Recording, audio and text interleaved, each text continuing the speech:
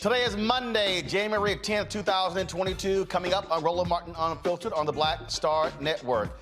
Voting rights activists say, we're good. We're not going to be attending the speeches of President Joe Biden and Vice President Kamala Harris tomorrow in Georgia, dealing with voting rights. They say, no concrete plan.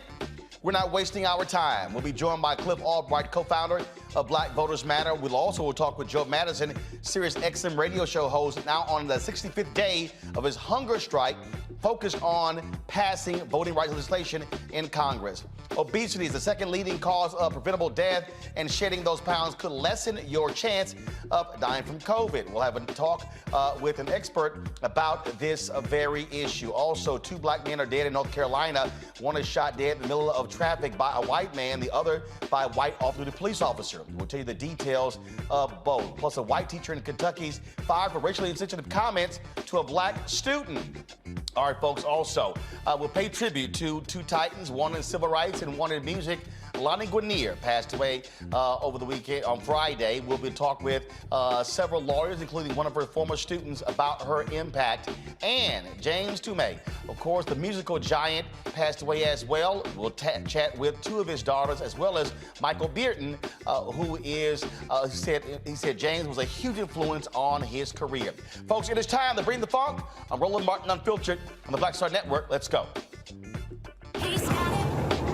Whatever the biz, he's on it. Whatever it is, he's got the scoop, the fact, the find.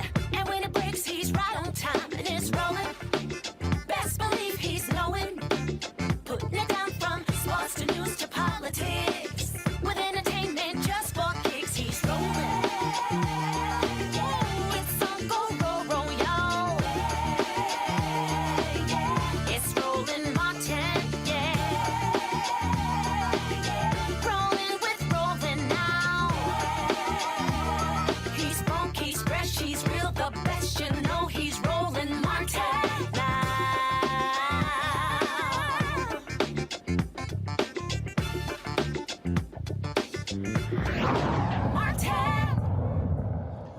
Voting rights groups are making it perfectly clear to President Joe Biden and Vice President Kamala Harris, don't come to Atlanta tomorrow without a plan.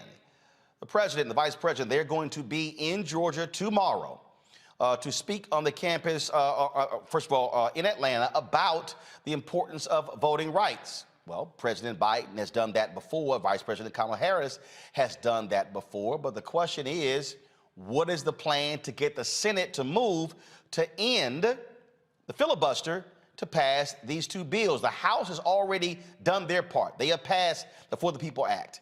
But the Senate has not taken any action whatsoever. Let's go to Cliff Albright, co-founder of Black Voters Matter, who joins us right now. We're also joined by Sirius XM radio show host Joe Madison, who is on day 65 of his hunger strike, which he started in order to move the folks in Congress to act on voting rights. All right, Cliff, I want to start with you.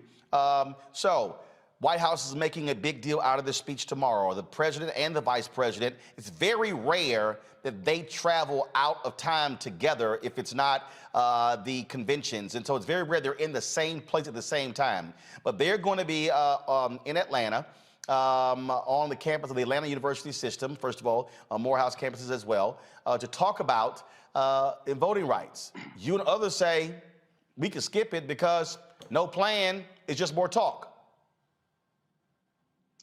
Yeah, Roland, exactly right. And first of all, let me say two things. First, let me say congratulations to you on the new studio. Absolutely amazing. And second, let me just say hello and I'll just give my thanks to Joe Madison, who continues to be an inspiration with the hunger strike that he's been on.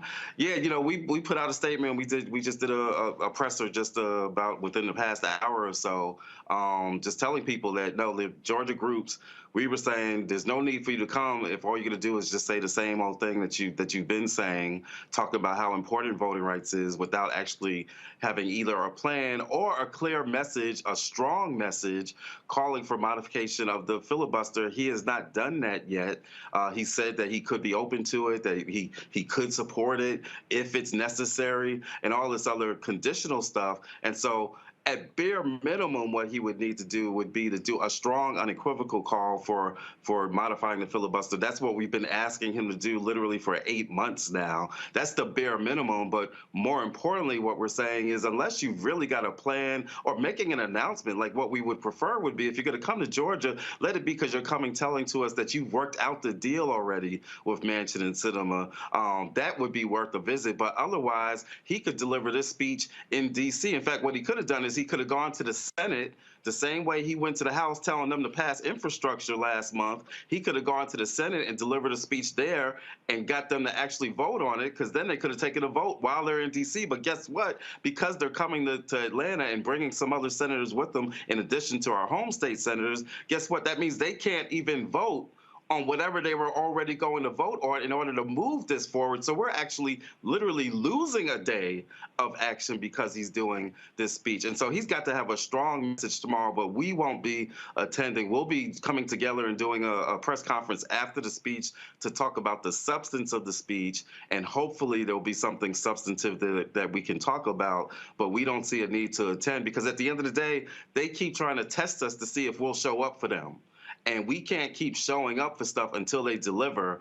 It's the same way we can't just continue to show up in these midterm elections under this notion that we're just going to out-organize the voter suppression. So we want to hear what he has to say first before we decide on what it is we're going to show up to next. Well, Joe, many people say to use the bully pulpit of the White House. Isn't tomorrow's speeches by the president and the vice president doing that very same thing?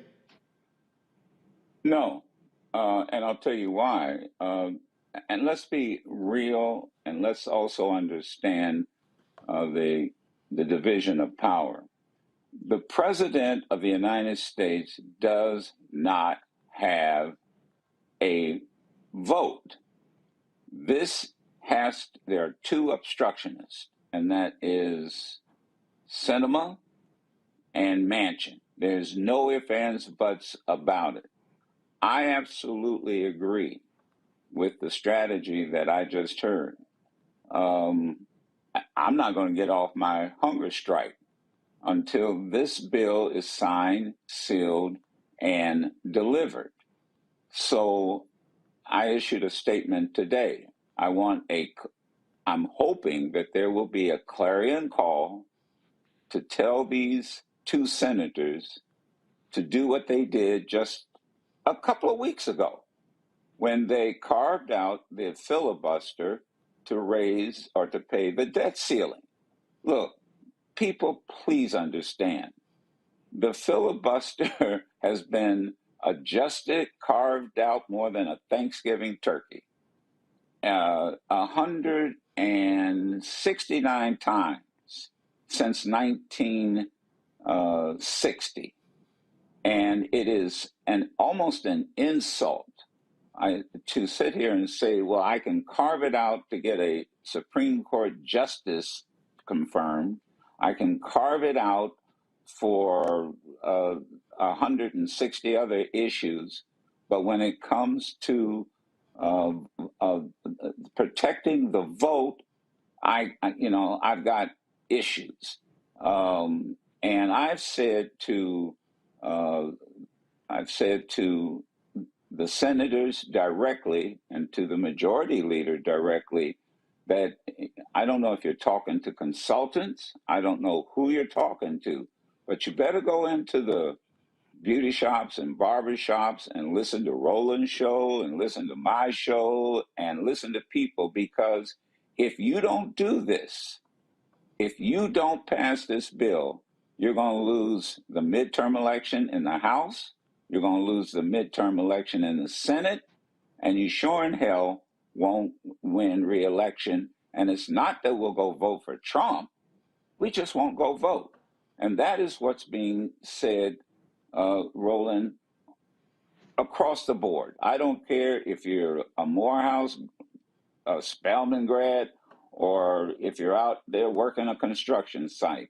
This is what is being said in our community across the board. Cliff, the point that Joe just made, I've said the exact same thing to White House officials. Y'all have said the exact same thing. You said earlier, look, we can't out-organize voter suppression. Literally, the White House officials have actually said that, thinking that can actually happen. Do they have any idea of what the hell is actually happening out here? I don't think so, and I think part of it is a result of when you've got this notion of American exceptionalism, when you've got this notion of, the good old days, this nostalgia for the way the country used to be, or the way that the Senate used to operate before Trump, as if he was the only problem, right? When you've got that kind of nostalgia and a misunderstanding, I've said it before, Joe Biden likes to talk about saving the soul of America. You can't save the soul of America if you are unclear about how infected that soul has become, and if you're unclear about the origins of the infection, then you can't save the soul of America. And so I think that there's a lot of confusion around this that keeps him from coming up with strategies that will be effective. To your point earlier about the bully pulpit, we are all in favor of using the bully pulpit. In fact, part of what we have argued over the past 8 months is that he could have been using the bully pulpit for voting rights this entire time. He could have done a whole tour across the country doing a whole series of voting rights speeches in places like Arizona and West Virginia, but also in historic places like Alabama and Mississippi. He could have used that bully pulpit all throughout this year so that we wouldn't be at this point now. The problem is that he chose not to, because of this nostalgia that they have for the way things used to be. And that's why now, at this point where he's talking about making a speech, what we're saying is that's not enough. We need you to have more at this point. But this would have been fine. This would have been good if when he gave his first speech to the joint session of Congress back last spring, he could have used the bully pulpit for voting rights then. But go back to that speech, Roland. Some of us said it then. He didn't talk about, it was an hour-long speech, and he didn't talk about voting rights until the last 2 minutes of the speech. And at that point, only gave it 2 sentences. And can I add something now? And you brought to my attention. In large part, I blame the mainstream media. I mean, look, I've been sitting up here without solid food, and because I'm joining in solidarity. This is not about me. If this is the most important thing that we're now hearing a week before the King holiday, then where it has now mainstream media is now bringing it up. But we tried to focus to get them to get this vote before they left for the Christmas holiday, and it's like they're on somebody else's time frame. Now, look, I'm being, let me say, cautiously optimistic. I don't know whether they have a plan and they're just not saying what it is. I do know that I have been in conversation with members of the Senate, and that they, as we speak, they're trying to move to get this vote. I'm just, I've just made it very clear. And Roland, you've known me for years. I made it very clear. I'm not going to move on this. I'm going to continue my protest, and until this thing is signed, sealed, and delivered. But if it's not, because I know Roland's next question is going to be, well, then what are you going to do? I'll cross that chasm when I get to it. But let me tell you, it will be a chasm. Cliff, on this very issue, you said this earlier when President Joe Biden went to the Senate, went to the House to meet with him to press upon them to vote for his bill. We've heard about the numerous times, 300 some odd times, they had folks to the White House on the infrastructure bill. I don't recall, maybe y'all do, but I don't recall a single time where Biden has specifically called Sinema, Manchin, and there are other Democrats who don't want to get rid of the filibuster, has called the leadership and those two to the White House specifically on the voting bill. So again, I get it. You want to give a speech, the backdrop, Atlanta, you're going to invoke MLK, you're going to invoke the people who marched and died and all this sort of stuff along those lines. But if you're not bringing them to the White House and looking them in the eye across the table and say, I want this done, then to me, you're not actually using all of your power. That's exactly right. It's not just that he's not doing the things that, say, LBJ did in 1965 to get the Voting Rights Act passed. Actions LBJ took because movement forced him to, but still, LBJ would lean into it, bring you in his office, get in your face, right? It's not just that he's not doing the things that other presidents have done to pass key pieces of legislation.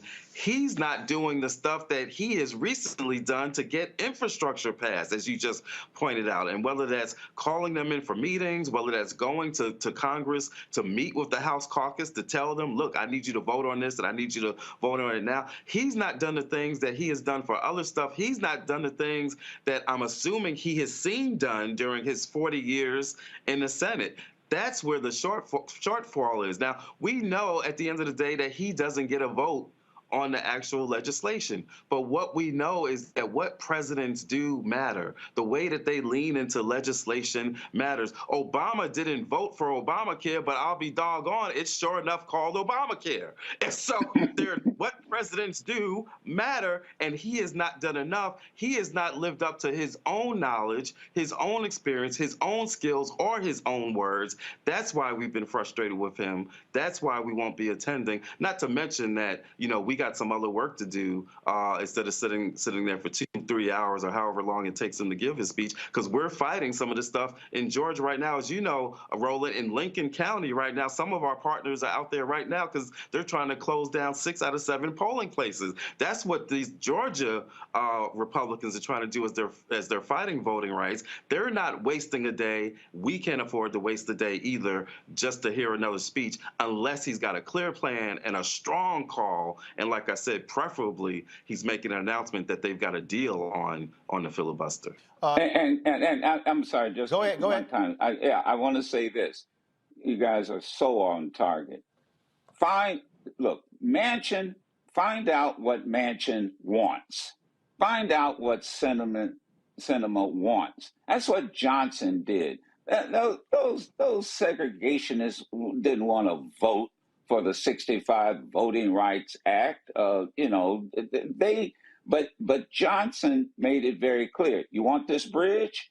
Well, we're not going to give you federal money for a bridge, and then you're going to segregate who gets to cross it. Find out what they want. Manchin wants something, and whatever he wants, it has to be worth the right to vote. That's what what we're really saying. You have the power of the purse. You have the power to find what they want and cut a deal. Man, if you can cut a deal, once again, to get billions of dollars to pay off our debts, our country's debt. My God, you mean to tell me that you can't find what these two want? And I think you're absolutely right. Bring them into the White House, sit them down, and grab them by the lapel. But I'm going to tell you, these two better realize something. They will single-handedly end up putting the party in a minority position. And I suspect Manchin knows that he doesn't want to be a minority senator. And Sinema, maybe she's too new to realize how much power she will lose.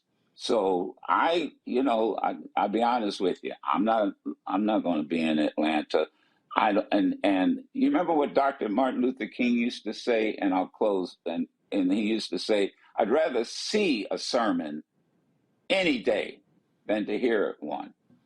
Great point there. Joe, I do want to get your comment on this here. A number of faith leaders as well as students have announced that their own hunger strikes when it comes to voting rights. Just your thoughts on that. Everybody can do something. That's my mantra, always has been. I can't, I was teasing your crew, Roland. I can't do what you do with social media. Man, you are a master at it.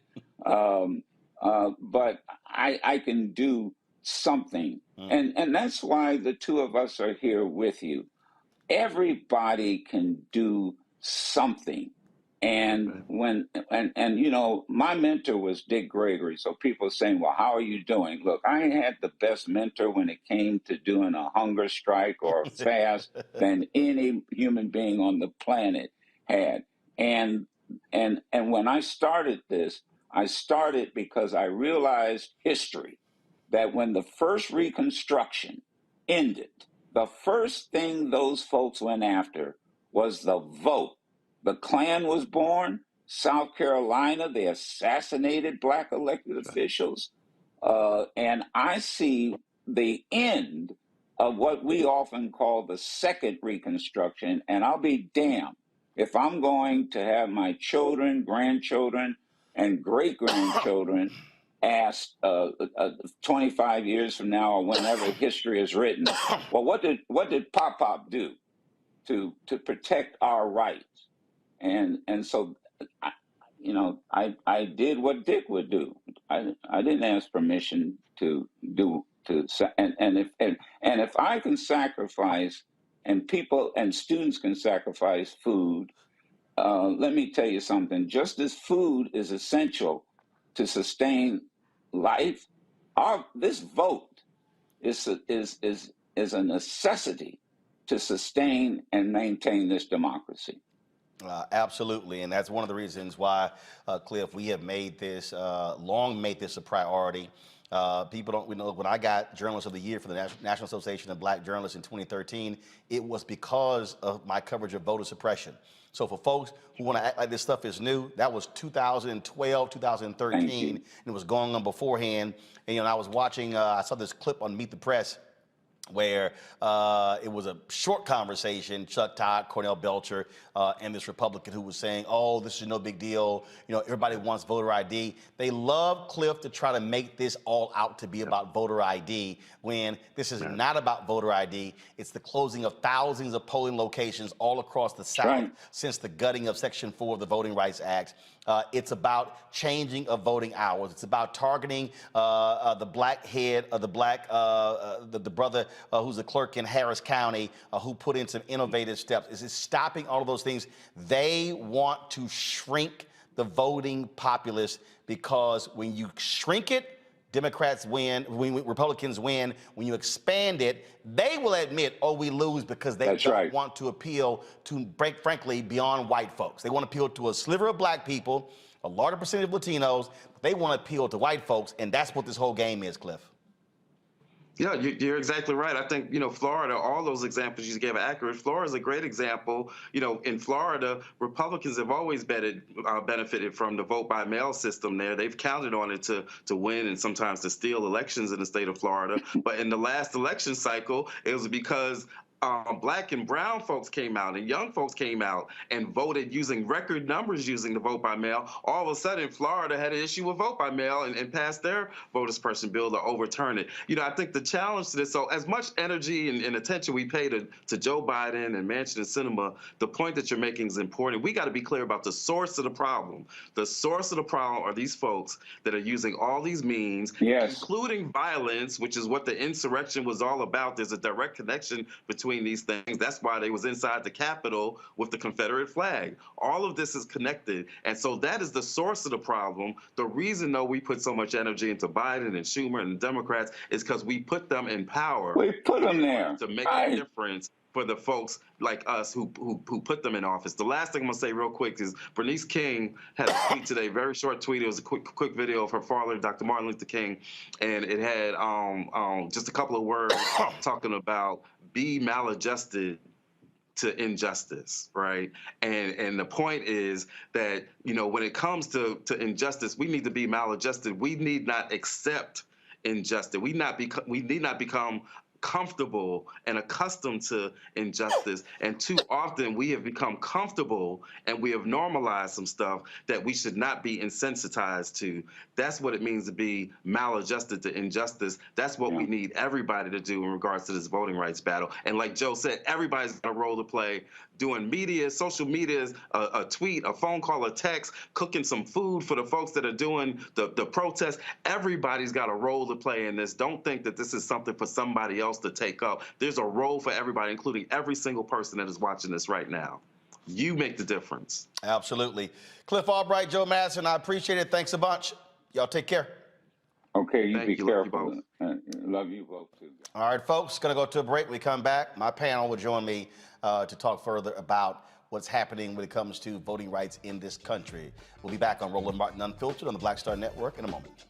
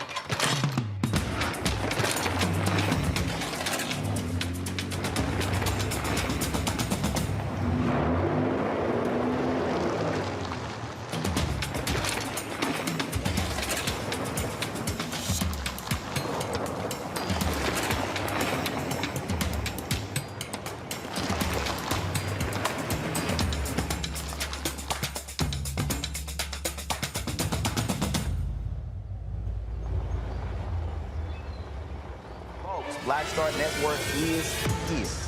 Oh, no punches! I'm real revolutionary right now. Support this man, Black Media. He makes sure that our stories are told.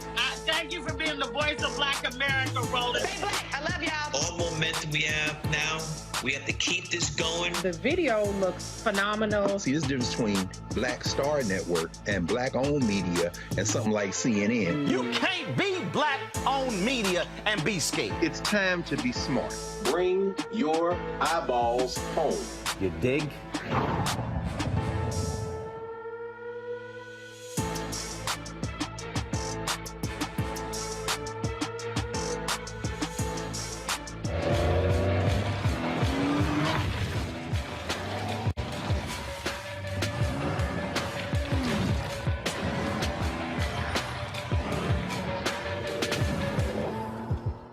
I'm Angie Stone. Hi, I'm Teresa Griffin. Oh, Roland.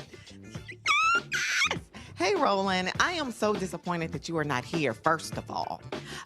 Where's our dance? It's like we get a dance in every time I see you. And so now you're not here for me to dance with, sir. You and your ascot. I need it. I need that in my life right now. Okay, I love you, Roland. What's up? I'm Lance Gross, and you're watching Roland Martin Unfiltered.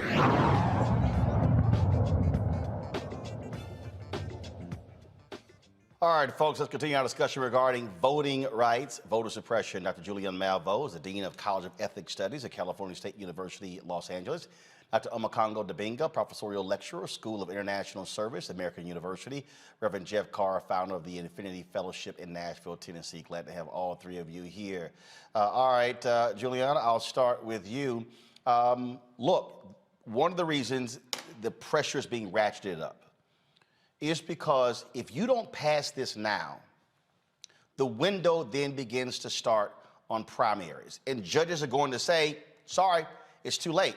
In fact, the last day in January is the last day you can register to vote in the Texas primaries. January, the end of this month.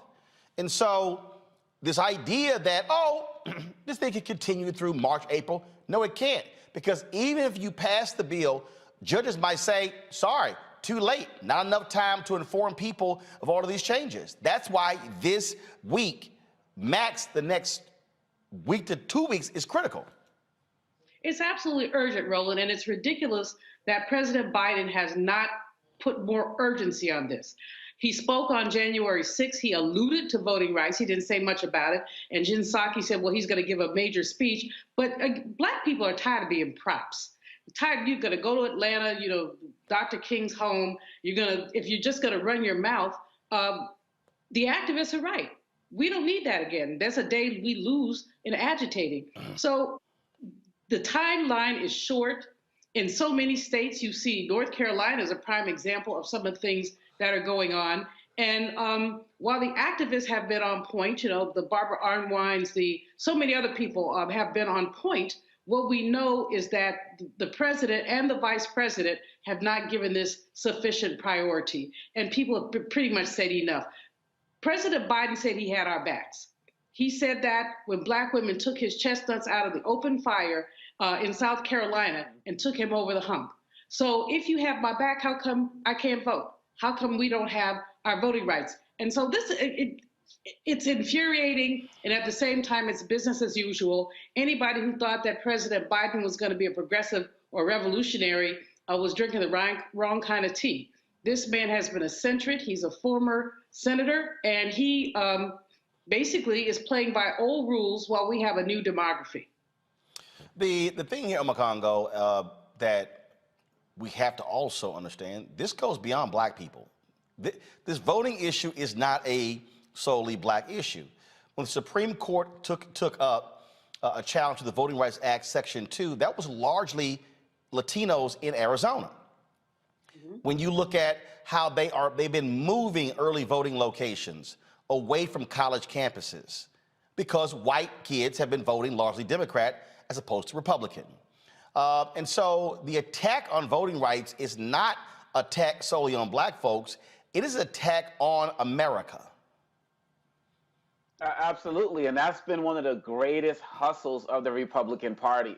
Always knowing that as long as they put it in a context of race, they can pretty much get away with everything. And shout out to, there's one of the groups, an Asian Voters Coalition that's part of the group down there that signed this letter, because they know that it's not just about, the Black and brown community. And really, at the end of the day, you also mentioned this last week on your show, Roland, in places like New Hampshire or Maine, where you have to have a car if you're a college student to be able to register to vote. I mean, that's the 2022 version of a poll tax. And so, yes, and let's talk about people who are part of the disabled community as well. We've had people talk about, now they've literally put precincts up on hills. I can't get up there with my wheelchair. Like, literally, these things have happened. And so people have to realize, like you said, this is an assault on voting for all people of all backgrounds. Look at what's happening in our senior citizens' homes, where people can't bring ballots to their grandmother and their grandfathers and their great aunts. They have to come down themselves to the precincts. People need to get more educated on this, because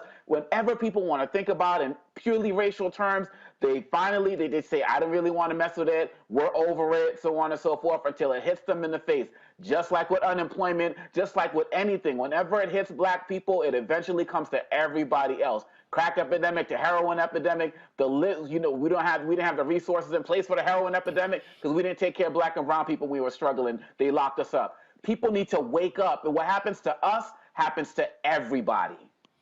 And look, Jeff, you're there in Nashville. Republicans have been using their power where they control all levers of government to pass voter suppression bills to impact folks in that state and to keep them in power. Oh, yes, absolutely, Roland. And in the same vein that I launched this comment, I also want to say congratulations on the new studios, and to Dr. Malveaux and Dr. Dibinga. What an awesome opportunity to join you tonight and to share in the tradition of struggle. We hear what's going on from Brother Cliff, from Brother Joe, and I just want to remind you all, I want to remind them that we are going to win this. This is going to happen. It's going to win.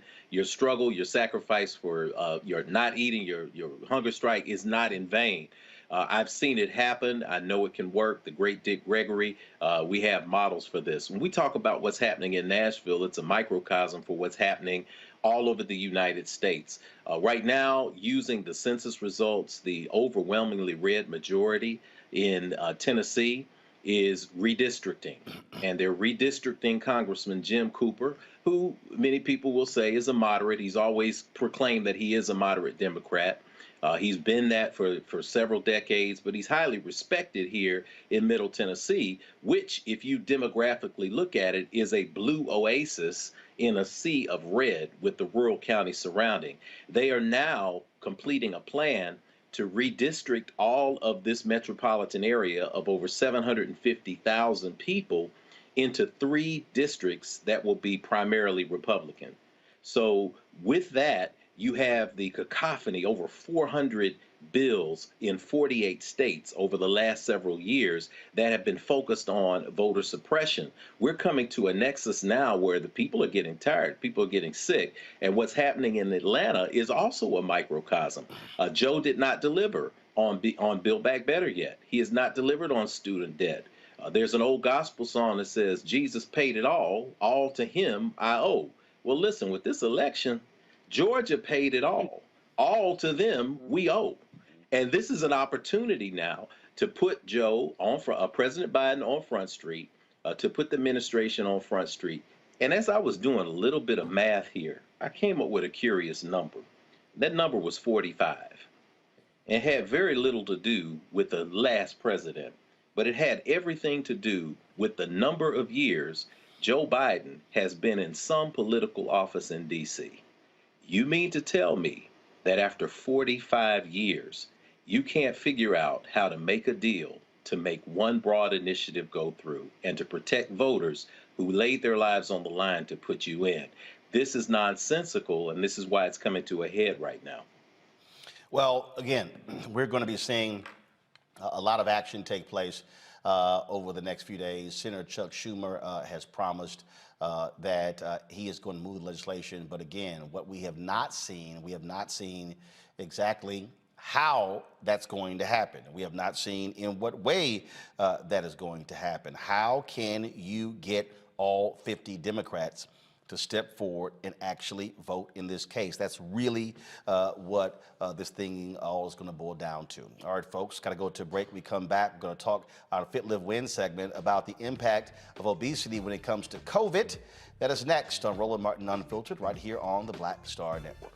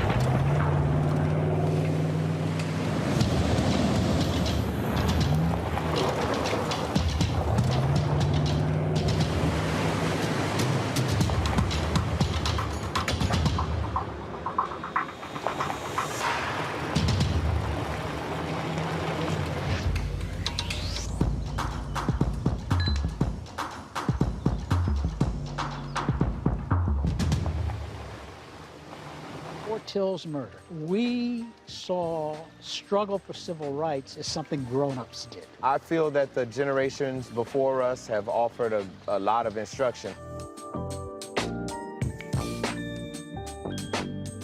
Organizing is really one of the only things that gives me the sanity and makes me feel purposeful. When Emmett Till was murdered, that's what attracted our attention.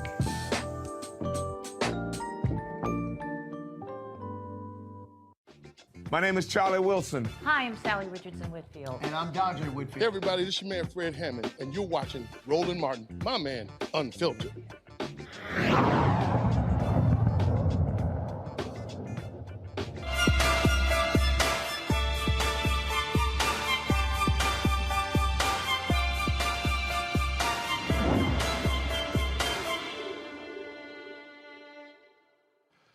Could losing a few pounds keep them from first of all, warding off COVID?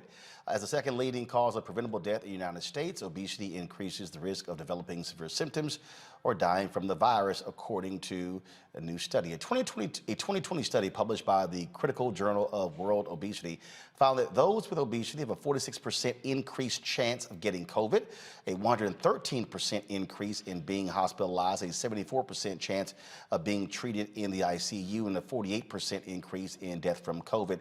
In 2018, the CDC reported 42% of Americans were classified as obese.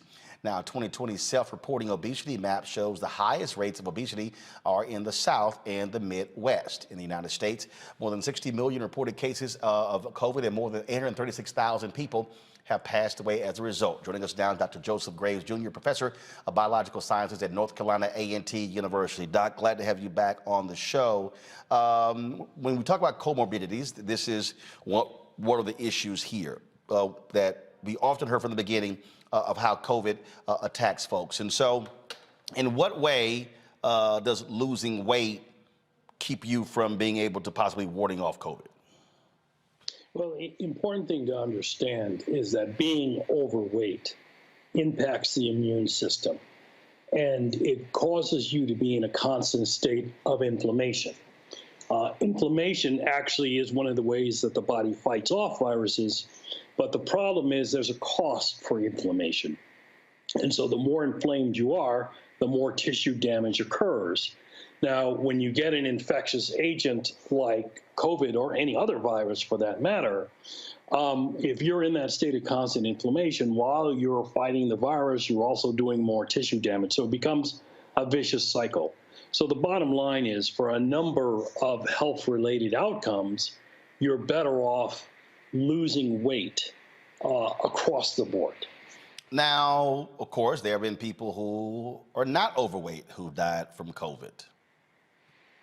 So we're talking about relative risk.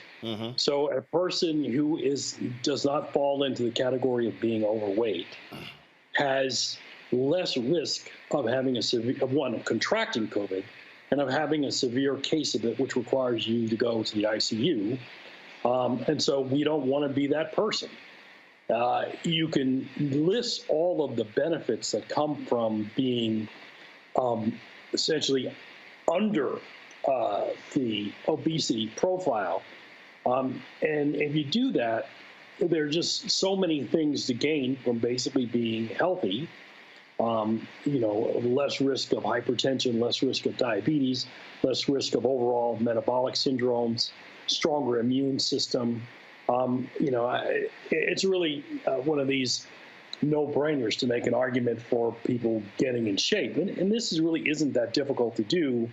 It doesn't require a whole lot of vigorous exercise, but it requires consistent exercise. It requires watching what you eat. And then the biggest issue for most people is that we've created a society where food is marketed to them that leads them to obesity. And that's why, beginning in the 1950s, we began, worldwide an obesity epidemic. Now, where we are now, we are seeing Omicron spread rapidly. We're seeing, just case after case after case. And one of the things that has really jumped out, you now have medical experts saying, hey, we're just simply going to have to get used to living with COVID. When you hear that, what does that mean? Because, again, there was a thought that, okay, how do we get beyond COVID? So are they suggesting that from this point forward, COVID is always going to be with us? It's now highly likely that COVID is always going to be with us. And again, you remember our conversations now 2 years ago when I pointed out if we didn't have a concerted national plan, if we didn't act judiciously to get people vaccinated across the country, if we didn't move to get people vaccinated across the world, that we would begin to get more and more dangerous variants. And that's exactly what's happened. And so now we're in a situation where, with Joe Biden becoming the president of the United States, he attempted to enact a national plan to control COVID. The problem was, however, that the Republicans decided that they wanted to torpedo a national plan. And they're doing so because they think that by making the situation worse, that people are going to turn out in the 2022 elections and vote against them. And they may be right about that. So we have a situation where people's lives, once again, are being, placed in danger because some people refuse to act in the nation's good and are simply acting for their own narrow interests. So with that being the case, what does that mean? That we are forever going to be wearing masks, having to use hand sanitizer, having a social distance? Unfortunately, unless we turn around, unless we decide to act in the interests of the human species and not in the interests of those who want to retain power in Washington, that's exactly what may happen. And you also know that I have cautioned folks on this show that even though COVID is bad, it's not as bad as some of the other viruses which are on the horizon. And so if we can't solve the problem of COVID, what exactly can we expect will happen to this nation and the world when a more dangerous virus goes pandemic? My argument would be we could be looking at hundreds of millions of people dead like we did in the 1919 H1N1 influenza pandemic. And so we really need to be taking how we address what we do with COVID as a cautionary lesson for how bad things can get. And unfortunately, once again, we have a whole bunch of people in Washington who have made it very clear that they really don't care about the lives of the American people and that all they care about is lining their own pockets. Questions from the panel. Jeff, I'll start with you. All right. First off, thanks, Dr. Graves, for all the work that you're doing. Thank you for everything that you're putting into the world. And thank you for being on the front line, not only of research, but of implementation to try to save people, starting with our people and moving toward humanity. We know we're living in a space where something like an infectious disease has been politicized, and yet we still have to be able to look out for each other. Weight loss goes across all spaces when you talk about health. Whether that's blood pressure, diabetes, hypertension, any number of things. What can we say in a general way to get Uncle Ricky and Grandmama and Cousin Jeannie? What do we say to them to say, listen, this is the time to get off the couch and do something that's going to help save your life? Well, I think one of the problems that we have is viewing the causes of obesity as simply, inadequacies of individuals. And if you think the issue is, just convince Uncle Ricky to get off the couch, then we're never going to solve the obesity epidemic. The problem is systematic. For example, in the 1950s, food companies began to add sweeteners to virtually every product we eat in the form of things like high fructose corn syrup. And they created a market, and they created a society that was essentially addicted to these high-sweetened foods. And they became part of American culture. And, as Malcolm X said, he was never surprised when chickens come home to roost. And that's exactly what we have in the obesity epidemic. We have a systematic change in the way the nation eats, in the foods that are made available to them, in the pricing of foods, where it's actually cheaper to eat, high carbohydrate, high sweet level foods than it is to get healthy foods. And again, these things were differentially propagated in Black and brown communities. And so now we have an obesity epidemic, and then you add to that an infectious agent like COVID. And once again, we have a perfect storm that's destroying people's lives. So again, we want to convince our loved ones that they should do something to improve their diet. In fact, my doctor told me the same thing over the Christmas vacation, that I had to take more time to exercise, that I needed to change my diet. And I've been doing so. But the simple fact of the matter is much deeper than that. When you turn on the television at 8 o'clock at night to watch the football game, and then there's Pizza Hut, and then there's McDonald's, and on and on and on. And so that's the problem we have. It's not simply an individual solution, it's a systemic solution. Julian? Doc, I'm so glad that you made that point about the systemic solution. And my brother, I'm glad that you raised the question about getting somebody off the couch, because it is systemic, and it's really about predatory capitalists extracting surplus value from people. As you say, when you turn on the television and you're barraged with candy commercials, pizza commercials, and some of that food looks good, but it's not good for you. But it's not just about an individual and their diet. It's about the individual who lives in a predatory capitalist structure that is designed to exploit them. Among the most exploited, which I'm very concerned about, are African American women. According to some statistics, 4 in 5 of us are either overweight or obese. Another statistic says 56% of us have a body mass index of over 30. We know that African American women carry the burden of our people on our backs. And we know that many, because of depression, overwork, whatever, are self-medicating. Do you have, and that self-medication comes with food. I have a colleague one day, I said to her, "What are you doing?" She said, "Eating." I said, "What are you eating?" She said, "A cheesecake." I said, "Surely you mean a slice of cheesecake." She said, "No, I'm gonna eat the whole thing." I'm like, all right, no comment. But what can we say to Black women specifically about this? Because not only are we killing ourselves through what we eat, but we're also modeling certain kind of behavior for our children, and especially for our daughters. Dr. Malvo, I'm really happy that you made that point, because again, this goes to the systematic oppression of Black and brown people in the United States. We know full well that the brain is wired to respond to oppression in bad ways. One of those ways is to seek immediate pleasure. And food is one of the most addictive forms of pleasure, in many ways more addictive than heroin. And so therefore, when you make this high fat, high sugar, high carbohydrate dense foods available to people on a regular basis, and at the same time, you drive them into despair by the social conditions, cultural conditions that they're forced to face every day, once again, the result is not surprising. In other words, this is a computer algorithm that provides an answer, and it really can't provide another answer. So the question of, how do we respond to that? We have to be aware of the things you just pointed out. If we let them kill us, they win.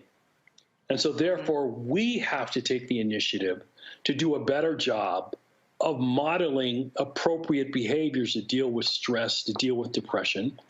This has to be a community effort. We have to do it at our workplaces. We have to do it in our churches. We have to do it in our universities. And there is definitely a role for the historically Black institutions who are leading the way in much of the biomedical research associated with health disparity to come to the forefront on this issue. Omokongo. Well, first of all, Dr. Grace, I really, really want to commend you for your work. I remember that show when you talked about new variants that could be on the way and how we wouldn't be able to deal with something that was worse than COVID. I remember that from years ago, and it's been seared in my head. And I can't think of anything that you've said about this pandemic that has not turned out to be true. So I just appreciate your continual service to everybody on this. The question that I have is kind of on the flip side of the diet issue, right? I'm seeing that in our efforts in this country and beyond to do things like not have fat shaming and body shaming, which is extremely important, and we understand how that has been problematic, particularly how the way people have viewed, Black women's bodies compared to white women's bodies, and we understand that. But part of me feels like, as a society, because we've been on the side of promoting kind of everybody being comfortable in their own body, we haven't really talked about the importance of healthy lifestyles, and whether we're talking about someone who's severely overweight or somebody who's severely thin, right? It's kind of just a everybody kind of do you mentality, which I feel kind of promotes more negative health styles. So what are your thoughts as it relates to that? Yeah, I mean, again, this is a question of us taking responsibility for how we organize our fight back. And we are, as I pointed out in the last response, we are fighting against something that's deeply evolutionarily wired into our brains. Food is something that makes people feel better, particularly high oil content, high sugar content, high fat content foods make people feel better. And so we've got to find better ways of making ourselves feel better. One of those ways is to take on, as Dr. Malveaux, racial capitalism. If we dismantle this system, then we're going to make ourselves healthier. It's one of the arguments, by the way, and again, I was listening to the last segment of the show that was discussing voting rights and how this attack on voting rights was impacting more than black and brown people. It's impacting everyone. So the same things we're talking about are happening to the white community. There's an excellent book by a scholar by the name of John Metzl called Dying of Whiteness, in which he points out that racial resentment against the very programs that would help the vast majority of white people in this country are getting them to turn against the kind of health-related programs that would make them healthier and at the same time make all of us healthier. What's the name of that book? The title of the book is Dying of Whiteness. Got it. And so that's what we need to do. We need to unite around issues that are beneficial to all of us. And one of these things is fighting the obesity epidemic. And that means we have to hold accountable these corporations which are marketing foods which make people sick. And that's exactly what they're doing, and they're doing it to make a dollar. All right, Dr. Graves, we certainly appreciate it. Thank you so very much for joining us. Thank you, Roland. All right, folks, when we come back on Roland Martin Unfiltered, our Black and Missing segment of the day, also, we'll pay tribute to two legends, Lonnie Guinier, when it comes to the law and civil rights, and James Mtume, of course, music legend. That is next, right here on Roland Martin Unfiltered on the Black Star Network.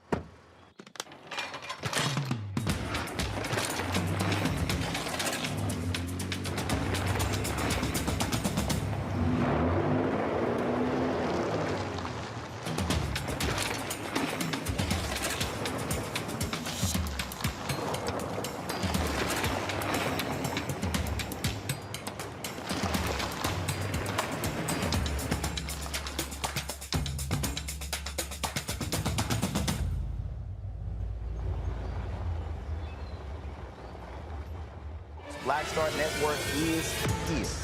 Oh, no punching! I'm real revolutionary right now. Support this man, Black Media. He makes sure that our stories are told. Thank you for being the voice of Black America, Roland. Stay black. I love y'all. All momentum we have now, we have to keep this going. The video looks phenomenal. See, there's a difference between Black Star Network and black-owned media and something like CNN. You can't be black-owned media and be scared. It's time to be smart. Bring your eyeballs home. You dig?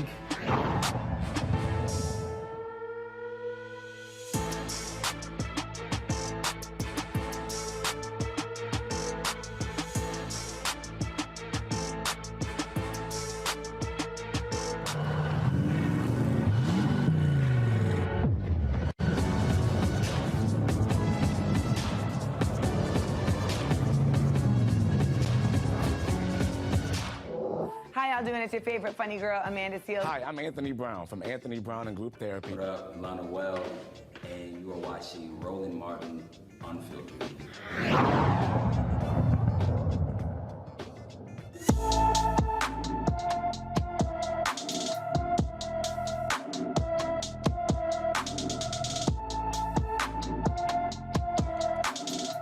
Guinier Hall was last seen on December 24, 2021 in Sarasota, Florida. The 16-year-old is 5 feet 9 inches tall, weighs 125 pounds with brown hair and brown eyes. If you have any information, please call the Sarasota Police Department at 941-316-1199, 941-316-1199.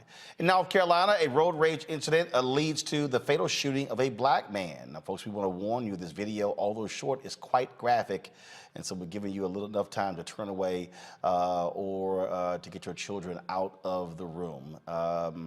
Here is that video.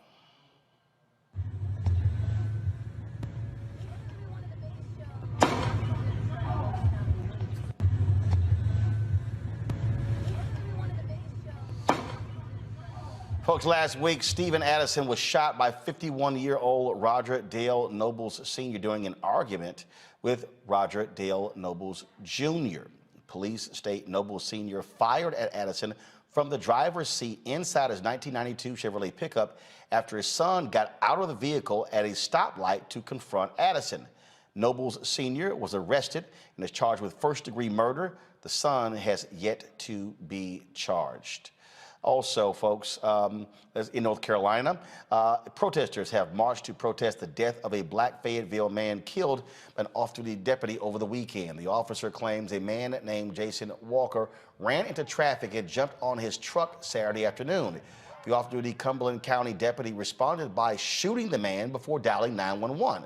The shooting victim died at the scene. Sunday, the Fayetteville police chief said investigators are having trouble gathering evidence in the case. What is considered the technology of the truck, the black box computer, which logs speed, braking, impact, and other events. That computer did not record any impact with any person or thing. We currently have no witnesses who claim that anyone was hit by this truck. We went back and reviewed body-worn camera footage, and individuals at the scene indicated they did not witness the incident. The name of the off-duty deputy has not been released. The North Carolina State Bureau of Investigation is now in charge of the case. So a guy jumps on your truck, Julian, and you shoot him? Well, you don't call cops first? Hello? These white folks have gone trigger happy, and basically they've been given permission to go trigger happy by a number of events that have allowed them to do this. This is crazy. This man did not run on this man's car. This white guy just decided that he was going to shoot somebody. He may have had some provocation, just like the previous one may have had some provocation. How do you get out of your car so let your daddy shoot somebody? I mean, this is just the fullest extent of the law has to come down on these people. They have to start serving serious jail time. I'm glad they got the guy who shot the brother over the little argument. But this one here it's horrifying. And it's horrifying for those of us who understand that law, there is no law enforcement. It's so-called law enforcement. Law and order is justice for some and not for all. It's disgusting, but it's where we are right now. Other thing here is we talk about these road rage incidents when you have places like Texas, Jeff, where they're changing the law, where you don't even have to have a permit to even carry a gun. Well, actually, I'm going to go to Congo. I mean, this is the kind of things that we see and what happens.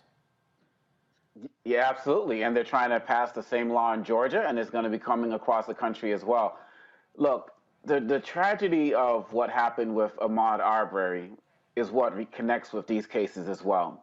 For every Ahmaud Arbery where we get a life sentence for people like those murderers, there are cases like these two that we just saw, hundreds of them across the country that involve average citizens, law enforcement, retired law enforcement officers that don't get noticed, that don't get their recognition.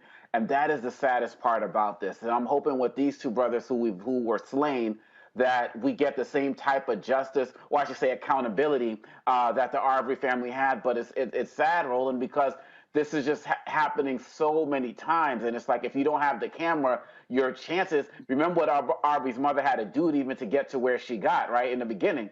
If you don't have the camera, it's like your chances of getting noticed on these situations is just ridiculous. And so I applaud the brother, former military man, 32-year-old, father of 3, for standing up for himself. Clearly, that is from what we can see. The son who was right next to him when he got shot didn't even flinch, didn't even offer any assistance. They just blew his life away as well. And we need to stay on this to make sure that in both situations we get the accountability that family deserves, because there can never be real, actual justice when our people are taken like that. Absolutely. Let's go to Kentucky, where a teacher is out of a job after footage shows him assaulting and racially attacking a student last year. William Bennett was a science teacher at Marion C. Moore School in Louisville. The investigation by the school district found Bennett escalated the situation and made inappropriate comments. The student involved alleges Bennett said, "You're just going to be another black boy shot." Before losing his job, Bennett was assigned to non-instructional duties. The teen was suspended for 10 days and faced an assault charge over the incident. Okay. That's sort of what happens when we have our folks in our classrooms. All right, some people don't need to be in our classroom teaching our children. New Orleans City Council unanimously voted to honor musician Alan Toussaint by changing the name of Robert E. Lee Boulevard in Toussaint's honor. Alan Toussaint was a musician, producer, and songwriter who heavily influenced New Orleans rhythm and blues. He was inducted into the Rock and Roll Hall of Fame in 1998 and awarded the National Medal of Arts by President Barack Obama in 2013. He passed away on tour in Spain in 2015. The renaming will take effect on February 1st on the 4.5-mile street. It was then Mayor Mitch Landrieu, Julian, who made the effort to start removing these Confederate monuments. White folks there were not happy, but bottom line is it's a good thing that these Confederate monuments are coming down and named after black heroes. Roland, I was excited to hear about this, first of all, because Alan Toussaint was just such a great musician. I had the honor of hearing him play a couple times in New Orleans. But secondly, there should be nothing, not a toilet named after Robert E. Lee. The man was a traitor, and the fact that the Confederates or Southerners are so fascinated with them is really their fascination with enslavement. There are a whole lot of other names that need to come down, a whole lot of other statues that need to be shattered, but more importantly, a whole lot of other structural racism that needs to be dismantled so that we can move forward as a free people. All right, Congo, you can now get a black woman on your money. Maya Angelou is going to be on the U.S. Quarter as part of the American Women Quarters program. The poet laureate, artist, and activist is the first black woman featured on the quarter. The other women minted through the program. First Cherokee Nation woman chief, the first Chinese-American Hollywood star, a voting rights activist, and the first American woman in space. The quarters will be available from now until 2025. Still want that Harriet Tubman on the $20 bill, though. Yes. No, most definitely. We still need to get that. This is I'm going to be getting a hand on that coin. I mean, Dr. Maya Angelou, you can't honor her enough. I mean, I credit her with saving my life as a child by discovering her work. And so it's such a pleasure to see, as well as the other people that you mentioned as well.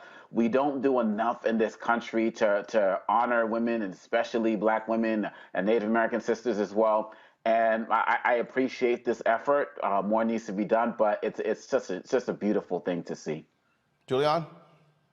You know, I'm excited. I'm very excited. As you say, we want to see that $20 bill, and certainly that man who preceded President Biden and his team at the Fed slowed that down, at Treasury rather, slowed that down considerably. But this quarter thing is really great. I'm going to try to get every single quarter they put out there. And, you know, Dr. Maya was one of my mentors. She was on my board when I was at Bennett College. I thought the world of her. And as you said, we can't celebrate her enough. She is the epitome of the American dream. All right, folks, going to a quick break. When we come back, we'll pay tribute to civil rights and legal pioneer Lonnie Guinier, who passed away on Friday. We'll also pay tribute to a legend in music, the great producer, musician, James Mtume. You're watching Roland Martin Unfiltered on the Black Star Network.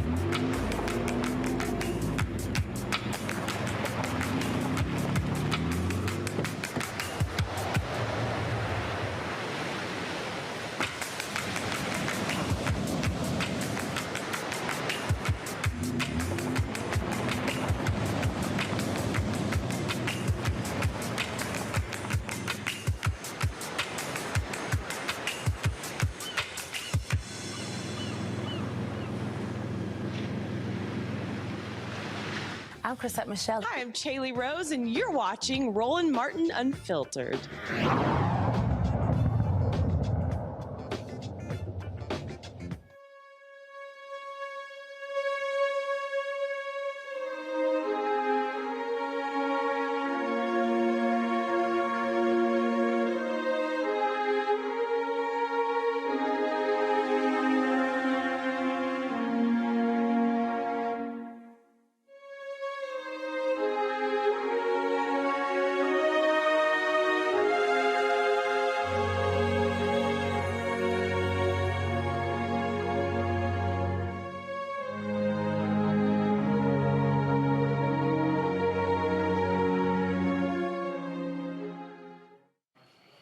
On Friday, we learned the passing of Lonnie Guinier at the age of 71.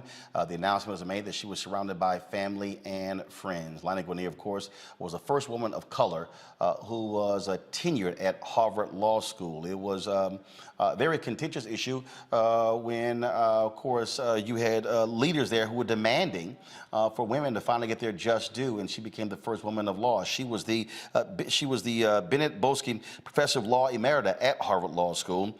She also, remember, was nominated to lead the U.S. Department of Justice Civil Rights Division in 1993, but by President Bill Clinton. But Republicans objected due to her legal writings and various speeches, and her nomination was withdrawn. It did not sit well with her, but she was more than just that nomination. A distinguished legal career, teaching so many different people over the years, and also having a tremendous impact on multiple generations of lawyers. Joining us right now to talk about her life and legacy, Elie Mystal, who is, of course, a justice correspondent at The Nation. He also was a student of Lonnie Guinier. We have Barbara Arnwine, the founder and president of the Transformative Justice Coalition. Lori Daniel Favors, the executive director of the Center for Law and Social Justice at Medgar Evers College. Elie, I want to start with you.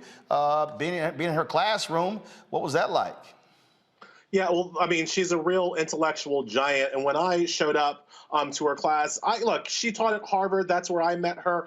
You know, you're a black kid. You go to Harvard. For the most part, things have worked out for you. All right, like that's just being honest. Like, things are going well in your life.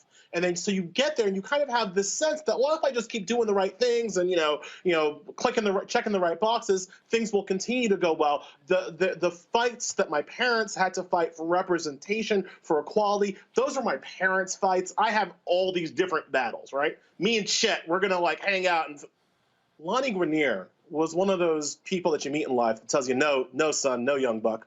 We still are fighting. We still have battles to fight. I got there. I didn't know about her history before I took her class. Literally, my mother was just like, take that woman's class. Take that woman's class now, right?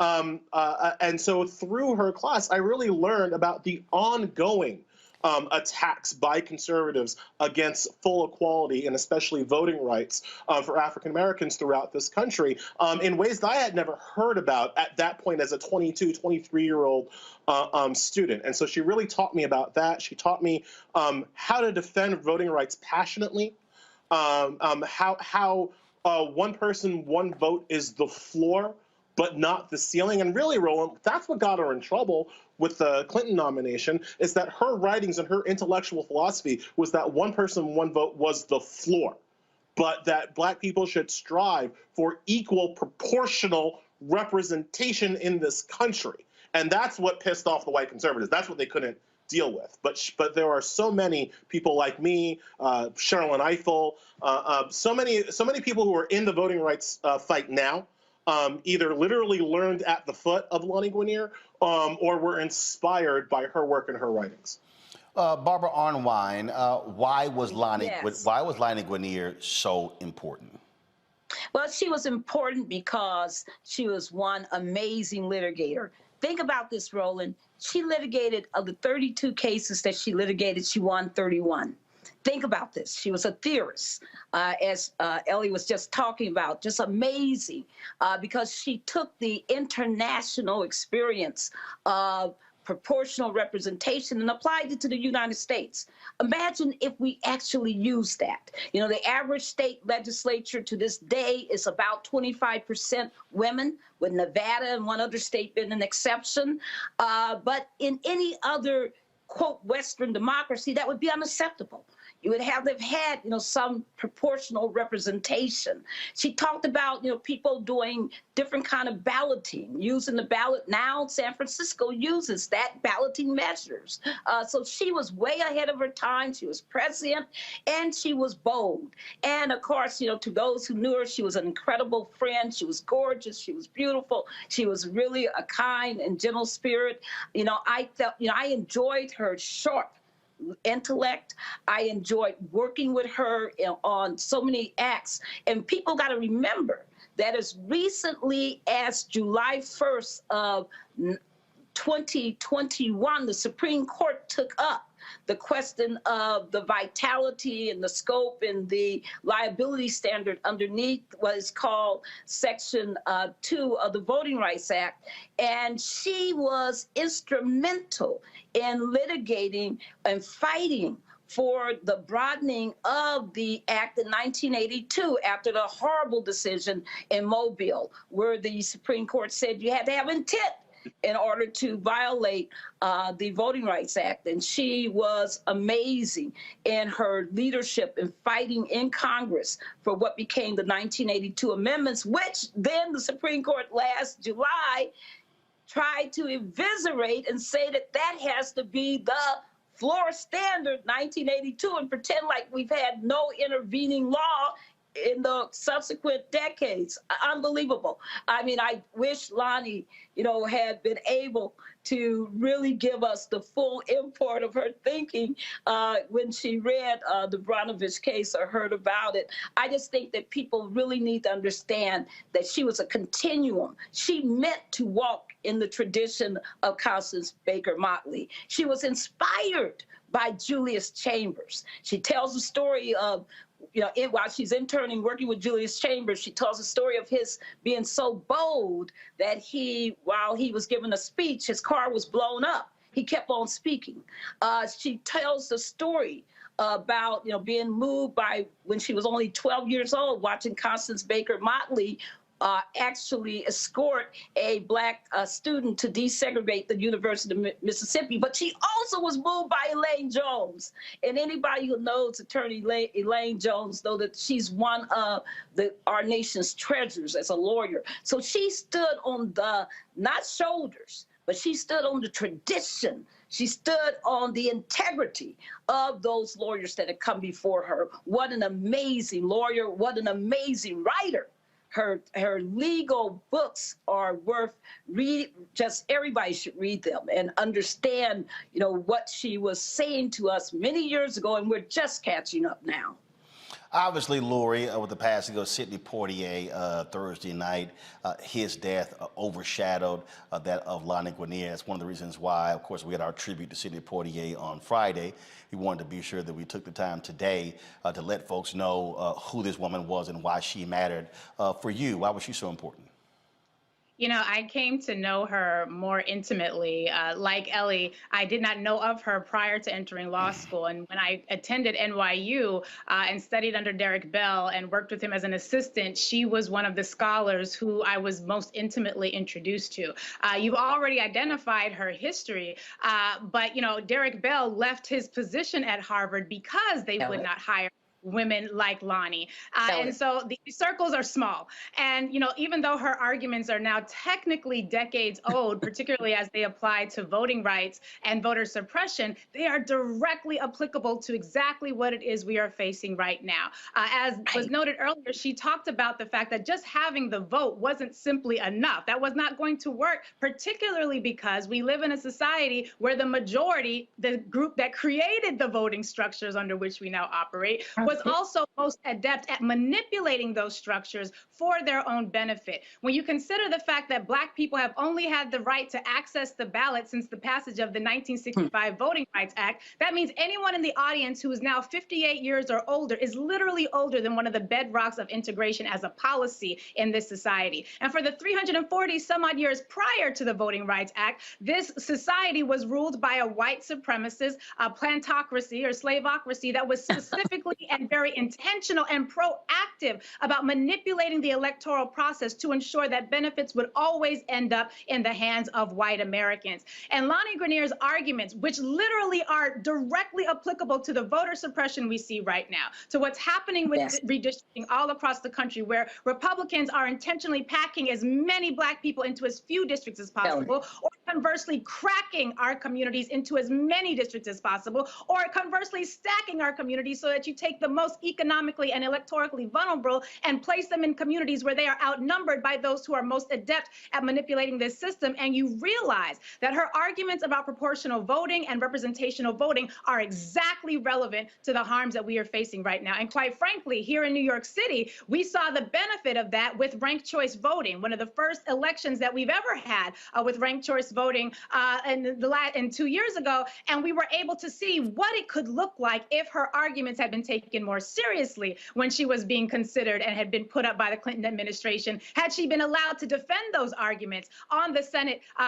during those hearings, as opposed to having that opportunity taken from her. And I was a bit too young to know the full impact of what Bill Clinton's treachery it really indicated. But now that I am older and I no longer think and speak as a child, I'm quite clear that had she been given the microphone at that time with the ability to speak that truth to that power, it would have been so disruptive to what the good old boy network and the voter systems were able to tolerate at that time. But I would have loved to have seen what our world would look like had she been given a chance to really articulate what it was she was advocating for before that opportunity was taken from her by the Clinton administration. You know, Ellie, for all of the people who whine and complain about critical race theory, they really have no understanding of the role that legal theories play in our society and how these legal theories that are taught in classrooms and that are taught on university campuses, how they then do have a direct impact in real life. And so Lonnie Guinier was an example of that. I mean, as one of the leading voices on voting rights. When you look at what's happening now with voter suppression, you look at what's happening now with Republican efforts. I mean, she was one of those folks who was warning us against this type of treachery for a very long time. Critical race theory is but one way to think about the law, right? That's really all it is. How to think about the law, how to think about the structures of the law and what you as an African-American person, as a Black person, as a new immigrant person, what you might be up against in this society. It should be lost on nobody that the Voting Rights Amendment, the Voting Rights Act, the 1982 amendment was largely written and thought of by Lonnie Guinier. And that is that same amendment that Lonnie Guinier kind of thought of and helped intellectually push forward is the amendment that John Roberts, the current Supreme Court Chief Justice of the Supreme Court, that's what he cut his teeth on arguing against. He was brought in by the Reagan administration into the Reagan Attorney General's office to argue against the 1982 Voting Rights Amendment. So our current you want to talk about critical race theory? Our current Chief Justice has been the guy fighting for white supremacist view of voting rights, fighting against the advancement of Black people and voting rights for his first job out of law school. That's this guy. So literally in 2005, when I am a lawyer, when I am I'm not on TV or anything like that, and I hear that George W. Bush is nominating a new guy to be Chief Justice, I email Lonnie Guinier and I'm like, what can you tell me about this man's voting rights history? And boy, does she have some thoughts about John Roberts in 2005, right? So like this is the kind of not just like kind of intellectual history. This is the institutional memory that we lose sometimes when these giants pass away. But the last thing I just want to say, Roland, is like fear not, because not only does Lonnie Guinier have just you talk about the NFL, the coaching tree. Lonnie Guinier's coaching tree is deep, yo. But not only that, she has a son, Nicholas Bowie. Right now, her son is also a professor at Harvard Law School, and he's one of the real ones. I mean, Nicholas Bowie is out there doing the work and putting the next generation's, hard-hitting theories out there for public consumption. So it never stops here, but it's great that we can take a moment and just remember the giants and remember the history and knowledge that they brought and how they helped kind of push the ball forward, and how we, the ones who are left, have to take up that flame and take up that torch and push it towards the next generation. But Barbara, that's why it's important for people to understand that when you have an opportunity, when you are in a position of power, when you have the ability to influence people, that you literally create more of you, more folks like you. You send out me. When I think about the great leader John Maxwell, he has told preachers, it's time for you to go. It's time for you to leave. And a lot of times people want to hold on to it, but no, what makes people great is not just what they did in, with their particular life, but how they were able to sort of create acolytes and create more folks to be able to, as Ellie said, to carry the torch forward. That was her life's ambition. She taught at the University of Penn before she taught at Harvard. She loved her students. She fought for diversity. She was, really beloved by her students. I can't even begin to tell you. I gave the commencement address for the University of Pennsylvania's law school right before I think she left. And it was really touching to hear so many tributes and accolades and love for her. But I also want people to understand her graciousness. When we fought that battle to try to get her confirmed for that nomination as Assistant Attorney General for the Civil Rights Division for the U.S. Department of Justice. When we fought that battle, Elaine Jones, all of us were there talking with Lonnie, doing everything we could, the NBA, the National Bar Association, that is, and so many others were there. And it was, we fought with everything we had, because she deserved that job, and she would have, let's imagine what America would have been if she had been able to have done that leadership. And it was a cowardly act for Clinton to withdraw her nomination, and we were furious, and we were so upset. But guess what she did? Weeks later, Alan Poussaint called us, Dr. Alan Poussaint, and said, we want to have all of you who are involved in this fight gather with Lonnie at the Watergate. And that dinner that we had that night was so beautiful.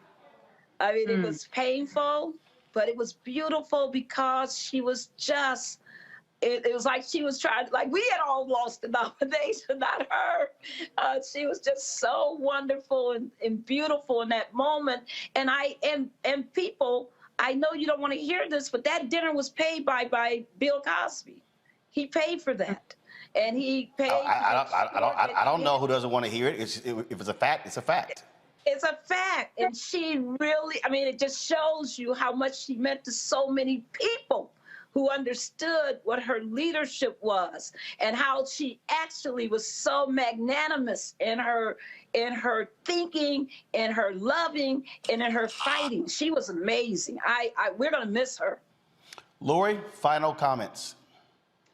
I would be remiss if I did not say to one of our newest ancestors, thank you for creating pathways that were being well-worn before I even knew for certainty that I was going to law school. To one of our newest, most vibrant, powerful ancestors, we appreciate all that you have done, and we are so graciously in anticipation of the wisdom that we now have access to because you have joined the ancestors. And so we will, in your tradition and in the tradition of all of the great activists and scholars who were truly African-centered, regardless of political affiliation or geographic location, but those who truly had the heart of African people, we are grateful for you, and it will be our life's work to carry on your legacy and to create even more opportunities and pipelines for those coming behind. Lori, Ellie, and Barbara, we surely appreciate it. Thanks a lot. Thank you so much. Thanks for doing this, Roland. Thank you very much. Absolutely. I do want to give Julian and Omakongo an opportunity to share their thoughts about Lani Guinier. Julian, you first. You know, I knew the sister not as well as Barbara or the others, but admired her tremendously, loved and appreciate her courage. And as Barbara Arnwine has said, if you look at some of the things she's been saying about voting rights back in the 90s, there are things that we're still grappling with today. The whole issue of proportional voting, cumulative voting, these are things the right went after her about. They called her a quota queen, which was just a lie, but that was their way of besmirching her. And I still think that although many Black people, many of us actually do appreciate and admire Bill Clinton, that was one of his most cowardly acts as a president. He should have at least given her the opportunity to defend her record, to have a hearing, and he ought to be, even to this day, ashamed. It was both a personal and a political betrayal. He was at Omakongo, go ahead. No, absolutely. So for me, I can't speak anything better to the legal titan that she was. But one thing I would like to share is that I was a kid, growing up in Boston, while she was up there.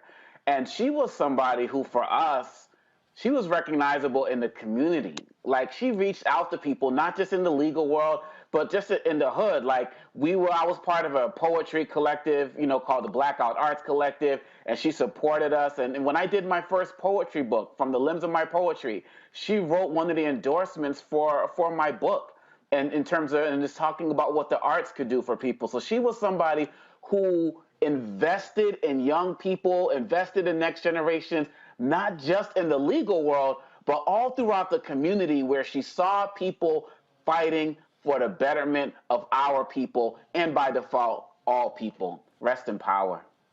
Reverend Jeff Carr?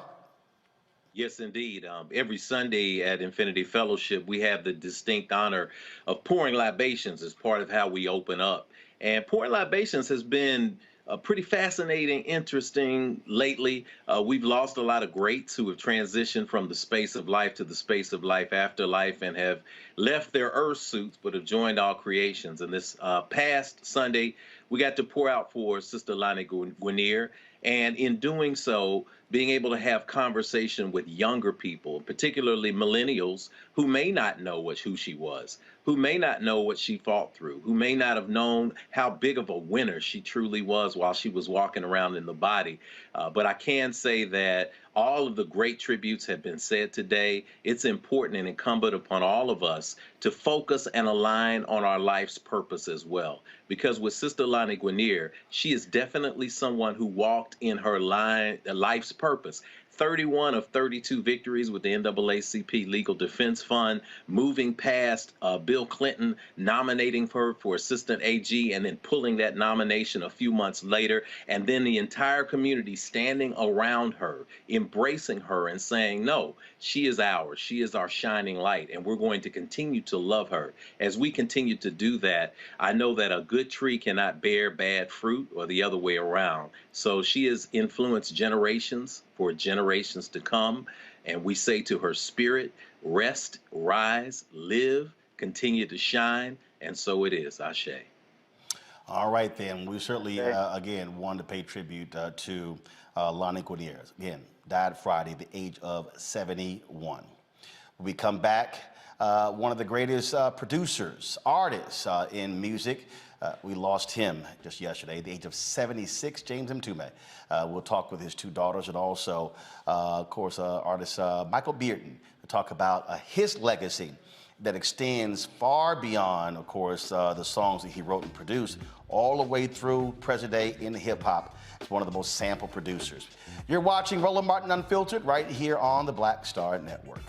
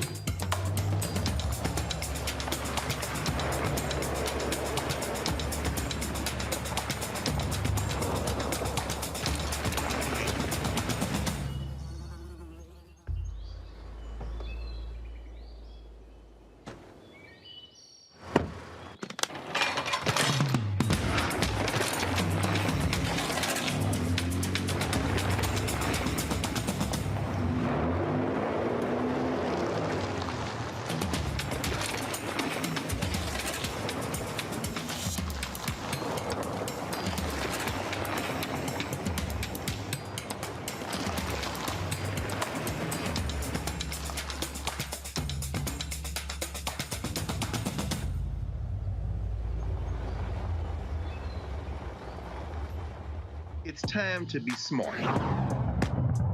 Roland Martin's doing this every day. No punches. Thank you, Roland Martin, for always giving voice to the issues. Look for Roland Martin in the whirlwind, to quote Marcus Garvey again. The video looks phenomenal, so I'm really excited to see it on my big screen. Support this man, Black Media. He makes sure that our stories are told. See, this difference between Black Star Network and Black-owned media and something like CNN. I got to defer to the brilliance of Dr. Carr and to the brilliance of the Black Star Network. I am rolling with Roland all the way. Honored to be on a show that you own. A black man owns the show. Folks, Black Star Network is here. I'm real revolutionary right now. Roland was amazing on there. Stay black. I love y'all. I can't commend you enough about this platform that you've created for us to be able to share who we are, what we're doing in the world, and the impact that we're having. Let's be smart. Bring your eyeballs home. You can't be Black-owned media and be scared. You dig?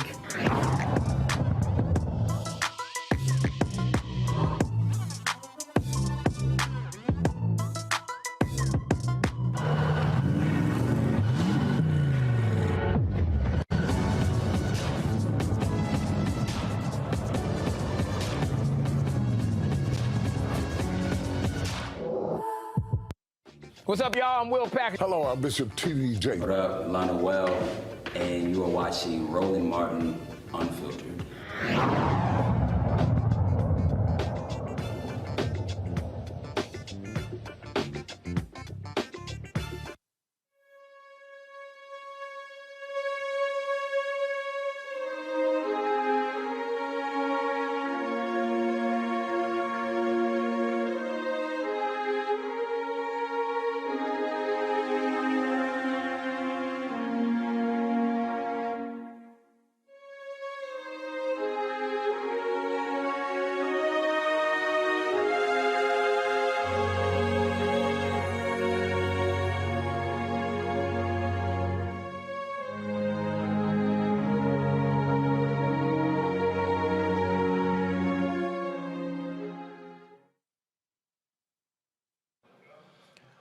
Folks, 1 week ago, James Mtume posted this on Instagram when he turned 76 years old. Y'all pull the tweet up, that'll be great.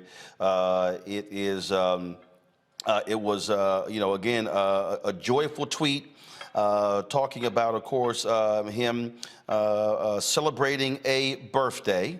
And in that particular tweet, as you see there, he said, kicked it all the way to 75, feeling amazing and surrounded by family. And then there were multiple photos that he had posted. Then, of course, many of us were shocked yesterday when we got the news that James Mtume had passed away at the age of 76. He was born James Foreman in 1946, grew up in a musical environment with jazz musicians frequently his parents' house. He learned to play piano and percussion despite having an athletic scholarship for swimming to Pasadena City College in 1966. He also, of course, cut his teeth as a drummer for the great Miles Davis. Mtume rose to national prominence in 1983 with the #1 hit song, Juicy Fruit. The song was eventually reworked by the Notorious B.I.G. for his debut single, Juicy, 10 years later in 1994. Folks, in addition to being a performer, he also was a writer, a producer. And of course, so many different artists and entertainers, they sampled his music. If you look at the songs that he wrote hits for just a number of other artists, Roberta Flack, Donny Hathaway. I mean, we can go on and on and on talking about, again, the life and legacy of James Mtume. Joining us right now, he had two of his daughters who join us right now. And certainly glad to have them with us, Ife and Benin. Glad to have both of you. Again, our condolences to you and your family for such a tremendous loss. Thank you for having us. You got us with that photo montage. Yes. You're doing all right. Well, it was. It's an honor. It's an honor. It was. So I mean, obviously, when you look at that post from a week ago, he was excited to hit his 76th birthday and sharing with the world images of his family. Mm-hmm. Yes. Yeah. One. it's still a shock to all of us. We're still adjusting. It's still very fresh for all of us here. But he had a wonderful birthday. We played some videos of some of his friends that sent over some messages of well wishes. We were laughing, we were crying, thinking about old memories, listening to some of his old music. It was a wonderful day. And, you know, unfortunately, you know, we were not expecting things to happen as quickly as they did. But my father always prepared us after him. And so, you know, as a family, we're getting through. And obviously, many people have asked the question, you know, had he been ill, or did this simply just occur quite quickly in the last week? I mean, as, you know, he's had some health. Wanted to, you know, rely on that as an excuse to not do the work, and you know, it was certainly a private family matter. But you know, what happened yesterday was sudden for us, for sure. But I'll tell you this much: he was a fighter to the very end. Absolutely, absolutely. And he was surrounded by all of us, and you know, it was love, and couldn't have asked for any other way to go. You know, who else? You know, you want to be surrounded by the people that you love, your family, your children, your grandchildren, your wife. It was a beautiful moment. Obviously sad, but a beautiful moment. Yes, and we're honored to have been his children. So, thank you. You have been seeing the tributes pour in from so many people. Just share and talk about just so many people who have been impacted by his music, folks in the industry, and of course, fans. I think for me, because he's just Baba to me, you know, I know that he is the James Mtume. And through the stories people have been sharing about how my dad impacted their lives has been overwhelming. And the fact that we were able to share our father and that he was able to give so much and still be there for his kids every step of the way, no matter what. So he was always Baba first to us. A lot of people may not realize that in addition to the music, he hosted a radio show with Bob Slade there in New York. I actually was on that show several times. And so his voice was also important on community issues. Oh, yeah, very much so. I mean, you know, people do know my father for his, you know, creative work and for being a musician, but we were, you know, I don't know how many people know that my parents were Black nationalists, and we grew up on a foundation of understanding what it means to be Black in this world and understanding exactly how the world will view us and being, you know, having a front row seat to his activism. And he brought us along to rallies, and we had to watch Farrakhan. Every time he came to town. Yeah, we had to watch those. That was a family thing we had to do. Yeah, Saturday mornings you had, you know, Soul Train, and then we were going to watch something political and talk about it as a family. Absolutely. You know, him being on Open Line, you know, I think it was a pleasure for him, and certainly wonderful for us to witness as well. So he was very proud of that part of his career, and so were we, obviously. He was a son of Philadelphia as well.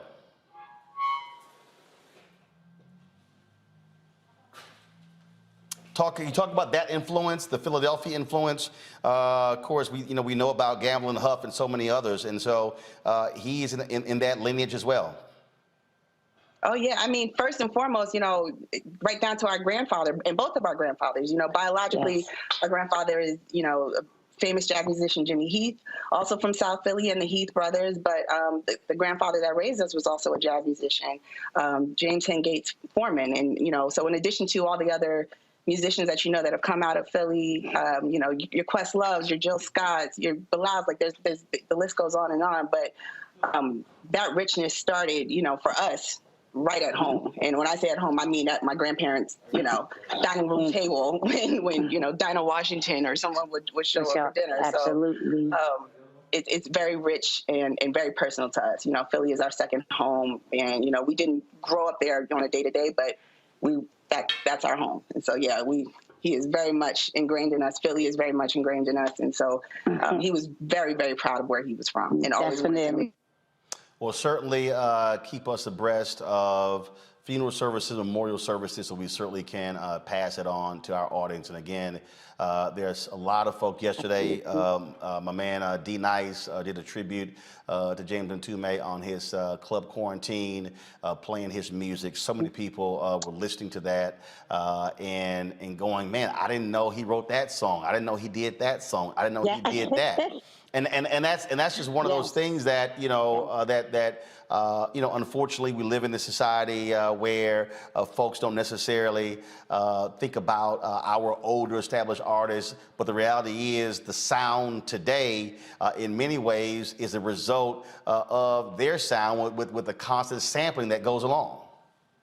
Yeah. Absolutely. Oh, absolutely. Which he was a champion for. Yeah. He always wanted to He always wanted, that's right. That's right. The music had to go on, and he was not opposed to people sampling and trying new innovative ways to build upon it. But I read somewhere that he also owned his masters.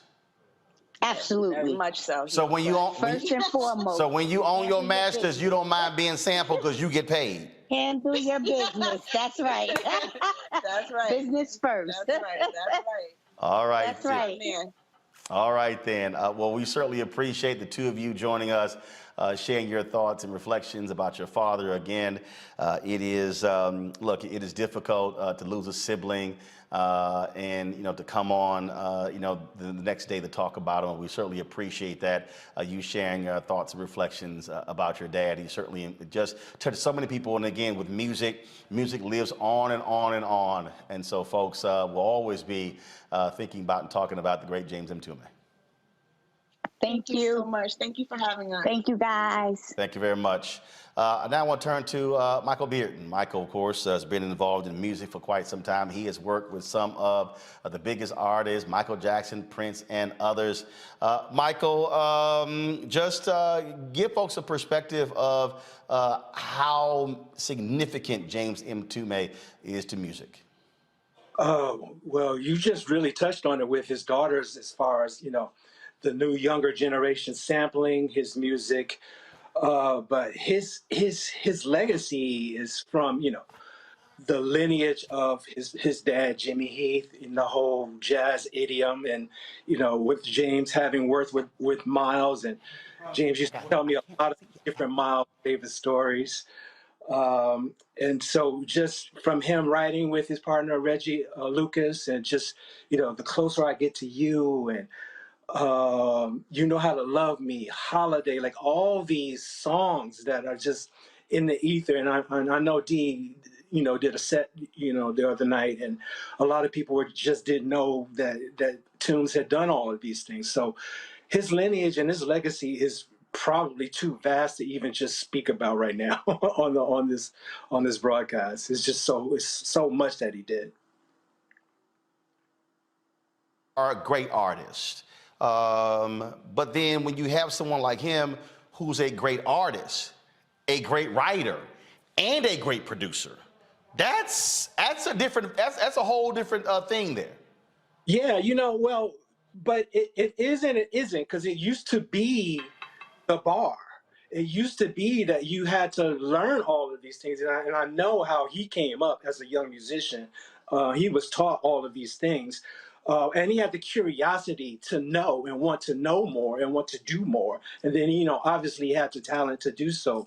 Now, I never really like to compare eras, because it's just a different thing, different tools, different way the young people work now. But what I am a little bit disappointed about now is just the curiosity to know more and to really get inside of being a great songwriter, not just a writer, a great songwriter, not just a producer, a great producer, not just an artist, a great artist. So that used to be the bar and the level. So for Tunes, it's just what it is. I asked that question to his daughters about sampling, and we think about that. Look, if you look, hip hop is a tremendous genre in terms of what they've done. But if you don't have those songs from the 60s, 70s, you don't have hip hop. I mean, in many ways, it is the foundation. Though all those songs, whether it's James Mtume, whether it's James Brown, whether it's Parliament Funkadelic, whether it's Ohio Players, and on and on and on. Absolutely, no, absolutely right. You know, just coming from the Bronx and playing the records, they had to have some kind of source material to start their, you know, the parties, the incubation of hip hop, and they found that in these old records. And the way you get to the records is you become a musician and you create out of nothing these records into something. And so, but you know, when I used to have conversations with Toombs about this, and you know, for besides the obvious reason of getting paid, you know, when they sample your stuff, he really looked at it as a way for the young people to discover something that didn't, you know, was living, not nostalgic, not museum-like. It was living, and they were doing it in a way to remix, for lack of a better word, or just to, you know, reintroduce the source material to some of these young artists and people who weren't born when we were, and who didn't pick up an instrument when we did. So he never really looked down upon that. But you're right, like there would not be hip hop without the source of where all this music came from. Absolutely. Michael Bearden, always a pleasure to have you, my brother. I always love talking to you, Roland. Thanks a bunch. I do want to ask Benin and Ife, I want to ask him this. You know, you talk about your grandfather, but also what did your dad say, what it was like to work with and study under the master Miles Davis? Oh my goodness. I'm quite sure he had a few Miles Davis stories. Tons of them. He had tons of them. And I have to say, Miles was not only a mentor to him, he was really like family. Miles, you know, people don't know, my father had knee surgery at one point, and Miles stopped the tour and said, I'm not going on tour without you. And he took him away and helped him get better and got him back up on his feet so that he could get back on the tour with him. That's how tight they were. Wow. He took him to his home in Brooklyn. And as a matter of fact, there is a song that they recorded. And when they were finished recording the song, Miles turned to my father and asked him, how do you spell your daughter's name? And my father spelled my name to him. So I am so honored that there is a song that Miles Davis did, and it's called Ife. It doesn't get any better than that. Like, they were brothers. That's it. They were brothers. They were family. Like, he loved him like no other. Like no other. There are tributes to Miles all over. Absolutely. People up hearing those stories every day. Absolutely. Wow. Well, that certainly is absolutely amazing. And again, we thank both of you for sharing that with us. Thank you for letting us share. Thank you. I appreciate it. I want to bring in musical conductor Ray Chu. He joins us right now. Ray, first and foremost, just your thoughts about James Mtume, man. Oh man. So first of all, you know, it's my honor and pleasure to talk about James Mtume James. I met him back, you know, before I met him, I was an admirer of his work when he was working with Miles. He inspired me by the way he brought his whole nother dimension to Miles, and that Miles had embraced him to the degree that he really wanted to help that elevate what Miles was doing at the time. I saw this as a young man, and I was like, well, who is that guy? Miles would just stop the show and let him go for like 10 minutes, man. And it was just incredible to watch. And when I met him years later, you know, just hearing his voice and he was an activist. He was his political voice meant so much. And so I called him my warrior brother. Every time I saw him, I say, what's up, warrior? Give him the hearts. Now, you know, we started seeing each other a lot while he was producing Stephanie Mills and Phyllis Hyman at Sigma Sound. and I'd be in the next room with Ashford and Simpson and recording and Donna Ross and stuff like that.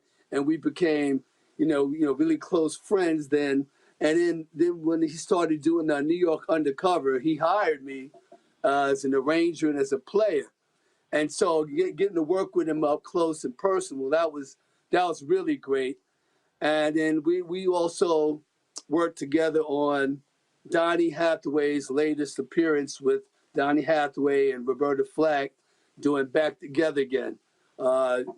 Mtume and I worked together on that, and that was a wonderful, great piece of art that we got to speak about. That was my warrior brother, man.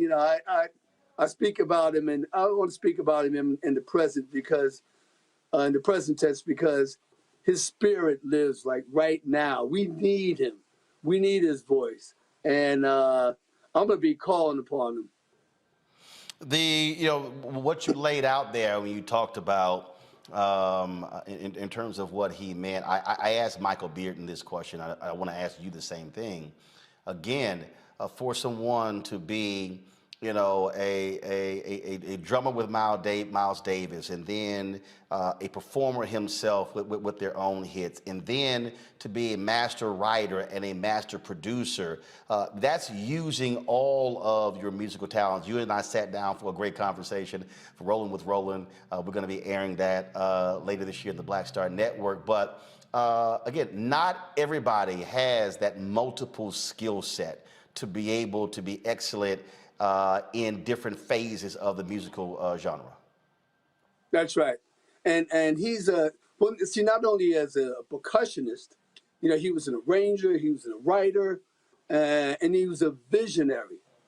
When he wrote The Closer I Get to You, and he did that for Roberta Flack, I remember him telling me the whole journey of that song, and that it didn't just land on her desk as it was. It was something that evolved. And when you're working with a great artist like Roberta Flack, convincing her to do something that she might not have previously saw means that you have a great deal of cachet. You have a great deal of commitment to the art. People have to trust you.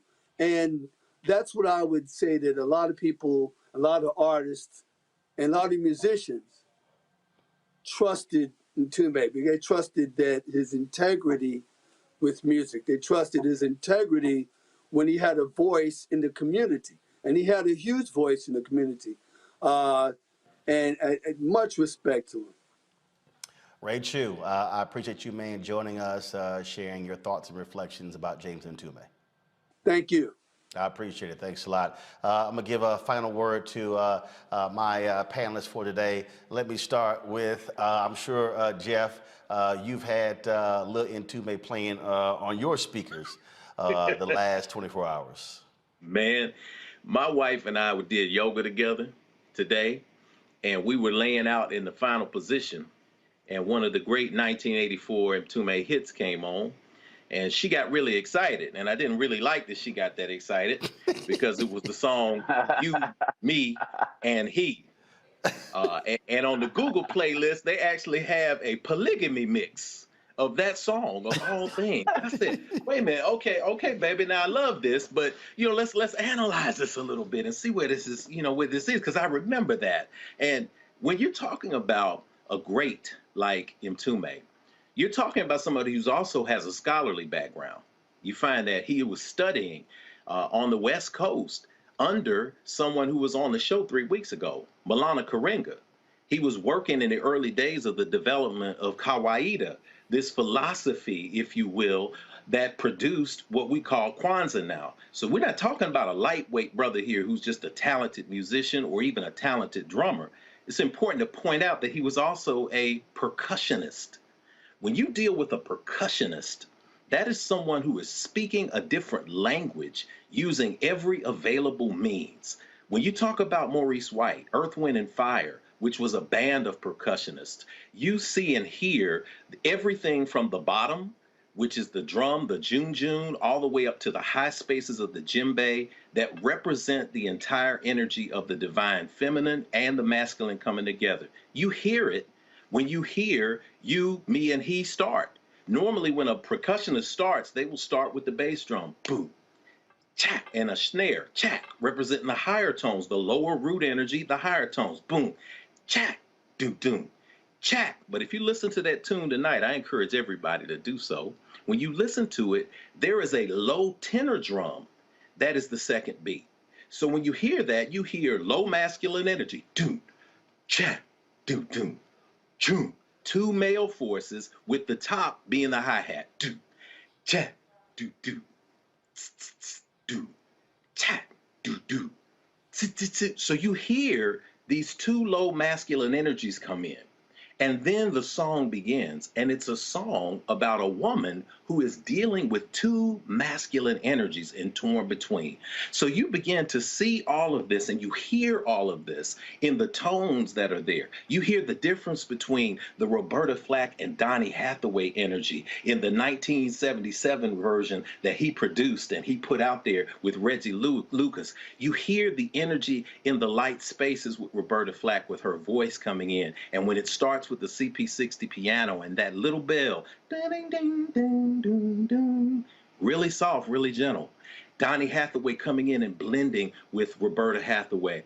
Over and over again, I try to tell myself that we could never be more than friends. But a year later, Mtume releases another version of the song. He releases in 1978 a version with him and Tawatha Agee singing, and it's operatic. And you see the rumble at the beginning of the song, and you hear that do, do, do, and then everything starts to feel out. And then she comes in with an operatic version of it. Closer I get to you, more of the vibrato. And then he comes in, and it's a percussive sound. It's not smooth like Donny Hathaway. It's strong. Over and over again, I try to tell myself that we could never be more than friends. You hear that strong bottom strength. So when you hear Mtume and you go through his music, you hear the cacophony, the symphony of Black excellence. You hear the symphony of humanity. You hear the chakras of the body moving from the root to the crown. And that is the gift that this massive intellect has given us. And we can say that we are grateful for that gift. It lives on in generations, from Biggie Smalls' music to everything else that has been sampled. And in the most important way, he was able to balance something that many artists for generations have not been able to balance. And we give thanks for him, as Sister Benin, Sister Ife has said. In the end, he can also just be Baba. Ashe, my brother. Ashe. I don't know, Julian and Omakongo. I don't know if y'all want to follow that, but one of y'all go ahead. Well, we cannot follow Brother Carr. I'm not going to pretend to try to sing on the air or do anything like that. But what I want to say is that these Benin and Ife, we are grateful to you for sharing your dad and sharing your recollections with us. More importantly, I think that when I saw the pictures of you two young ladies as baby girls, the smile that came to my face was about the bond between fathers and daughters. And y'all clearly had that bond. And it's really important because in our community, all too often, we don't talk about the relationship between fathers and daughters. And we don't talk about that. We leave something out. Single moms are single moms because they are. My mom raised 5 kids by herself, and I bless her for that. And my dad wasn't in the picture. So I have a little bit of envy for y'all, but I also think from a policy perspective, what we really have to talk about is lifting Black dads up more. A few weeks ago, Roland, we had the King Richard film, and we talked about Richard Williams and the relationships he had with his daughters. And I'm looking at Brother Mtume and thinking about the relationship that he had. They would not have been able to speak so lovingly had there not been such a tremendous and amazing bond. And so he lives on through the sampling, but he also lives on through them. Sisters, I'm grateful to you. Thank you for sharing your dad. Omakongo. Thank you. I want to continue in that light to you, sisters Benin and Ife, as somebody who's raising two daughters now who are teenagers, 15 and 13, and a 7-year-old son. If I can have them when my time is up, say like 10% of what you said, about your dad, I will know that I have lived a life well lived, because it's all about them and helping them be their best selves. So I appreciate everything you've had to say. As a musician myself, part of the hip hop generation, I definitely would be, freestyling the juicy. I'll be playing it tomorrow morning in our yoga studios. I teach Pilates classes, so I'm gonna play that tomorrow. But Nice. I think what was just most definitely, what was beautiful about it is how his work is timeless and connects to future generations. It has to be beautiful to know that your dad's work is going to live on forever. My children ask questions about his music, and it's living on. And so, for everything that you all have shared with the world, everything that he has shared with the world, we throw these terms around too lightly: genius and icon. And there's no better example of this than what he has done. And so I hope he has to rest in peace and power, because look at YouTube and everything he's given to this world, but definitely through the family. And so I just want to echo Dr. Malvo and saying thank you for sharing them with the world. And I know in this family, my 15-year-old, my 13-year-old, my 7-year-old, they're going to know the legacy. So it's just going to continue to live on. And I'm just happy that we've been able to be a part of his experience in just a small way. Thank you so much for letting us be a part of this. So thank you for letting us share.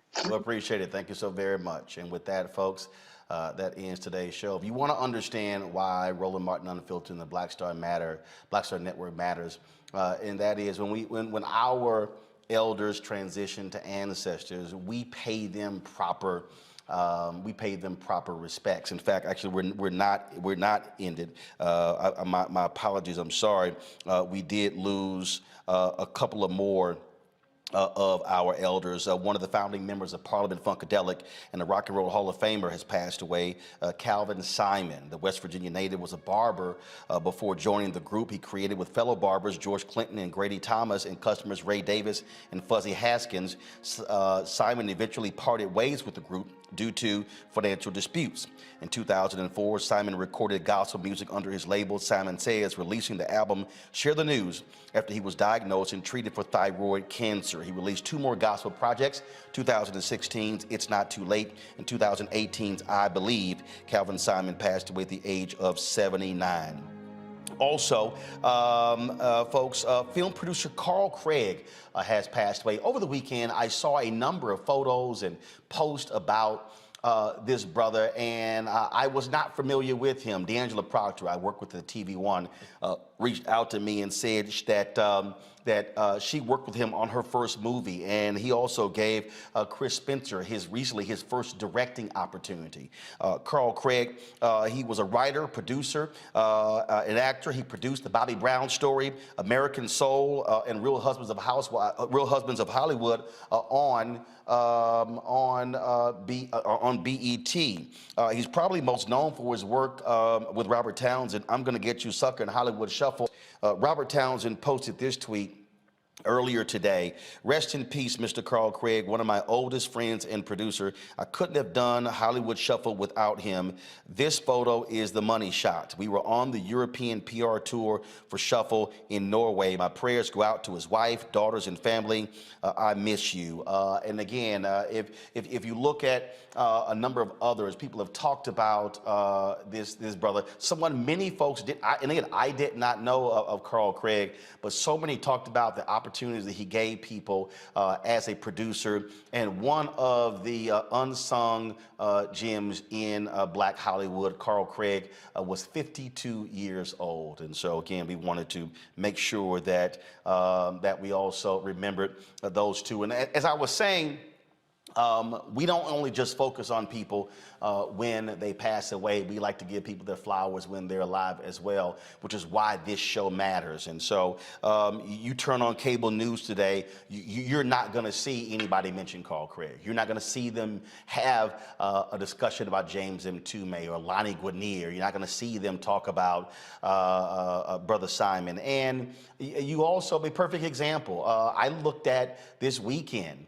And the only black network, the only black targeted, black owned network that even paid any tribute to Sidney Poitier in a real meaningful way was Oprah's own. She showed 2 of the interviews that she did with him.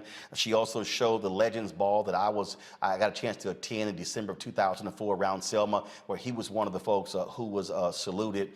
And how shameful is it that we have black networks, black targeted and black owned networks that don't find time to stop playing their comedy shows and playing their award shows and playing the same stuff they always do and not honor our greats. How do you not honor Sidney Poitier? How do you not honor James Mtume?